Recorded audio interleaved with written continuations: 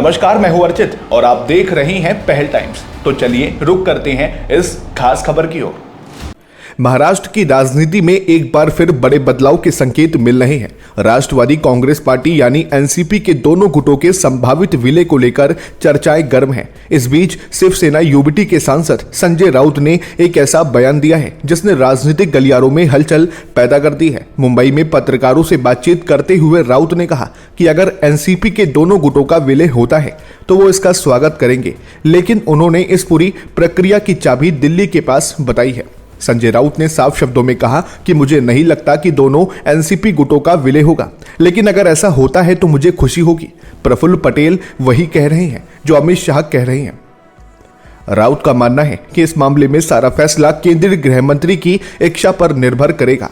उन्होंने आगे कहा कि क्या आपके पास दोनों के विलय के बारे में कोई ठोस जानकारी है? एनसीपी और बीजेपी के विलय पर फैसला अमित शाह की इच्छा के अनुसार लिया जाएगा।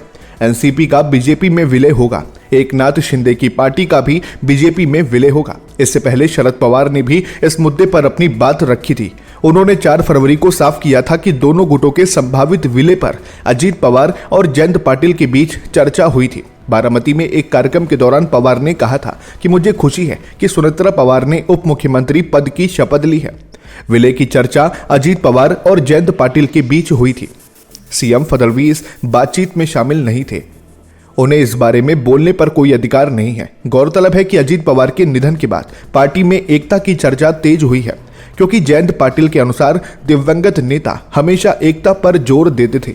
अब देखना यह है कि क्या अमित शाह की हरी झंडी के बाद महाराष्ट्र में सत्ता का समीकरण पूरी तरह बदल जाएगा।